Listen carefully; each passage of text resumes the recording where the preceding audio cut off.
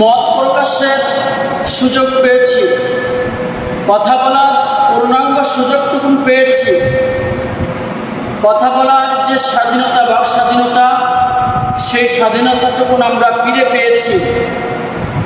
এই ছাত্র আন্দোলনের মাধ্যমে বীর শ্রেষ্ঠ সন্তানেরা যে বিজয় আমাদেরকে এনে দিয়েছেন, আমরা কয়েকদিন আগেও বাইরে বেরোতে পারতাম না, বাইরে আমাদের মত প্রকাশের সুযোগটুকু পেতাম না, বাইরে আমাদের মিছিল করা, মিটিং করা, ইসলামিক কাজে 5 জন 10 জন 20 জন লোক নিয়ে আমরা এক জায়গায় বসা, মানে বিভিন্ন সমস্যার সম্মুখীন আমরা ছিলাম প্রায় 15টি বা 16টি বছর ধরে। কথা ঠিক কিনা? তো সেই সমস্যা থেকে আল্লাহ রাব্বুল আলামিন খুনি ফ্যাসিবাদী জালেমের হাত থেকে আমাদেরকে যে রক্ষা করলেন, তো আমরা যারা শুকরিয়া আদায় করিনি এখনো পর্যন্ত, সেই রবের দরবারে প্রাণ খুলে একটু শুকরিয়া আদায় করি, বলি আলহামদুলিল্লাহ। আল্লাহ রাব্বুল আলামিন যদি আসলে মানুষ পৃথিবীতে, বাংলাদেশে আন্দোলন সংগ্রাম কিন্তু কম করেনি, কিন্তু আল্লাহ রাব্বুল আলামিন চেয়েছেন যুবকদের মাধ্যমে একটা বিজয় দান করবে। সেই বিজয়টা যুবকদের হাত ধরে আল্লাহ রাব্বুল আলামিন আমাদেরকে দিয়েছেন। তো আমরা আলেম ওলামারা অত কিছু করতে পারলাম না, বিভিন্ন রাজনৈতিক দলের নেতাকর্মীরাও তারা কিন্তু কিছু করতে পারেনি, পেরেছে, পারে না।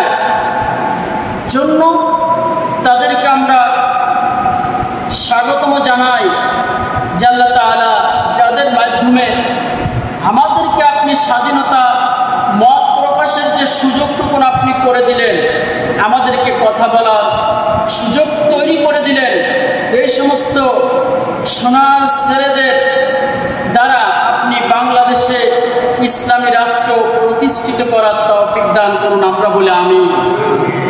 তারা পার্লামেন্টে গিয়েছে, তারা দেশ সংস্কারের কাজ হাতে নিয়েছে।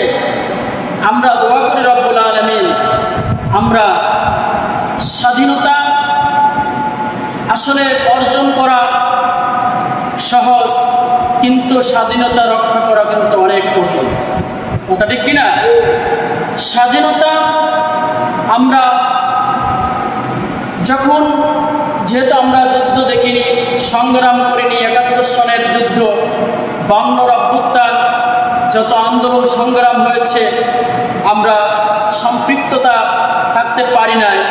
তো আমরা 2024 সনে যে জালিম খুনি হাসিনার বিদায়ের মাধ্যমে একটা সুন্দর দেশ পেয়েছি, একটা সুন্দর স্বাধীনতা, মত প্রকাশের সুযোগ পেয়েছি।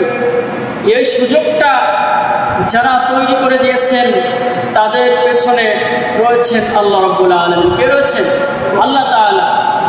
যতই সংগ্রাম করুক না কেন, আল্লাহ তাআলা যদি এই সুযোগটা না তৈরি করে দিতেন, তাহলে তারা কিন্তু এই সুযোগটা পেতেন না। এই জন্য আল্লাহ রাব্বুল আলামিনের কৃপা আমরা জানাই।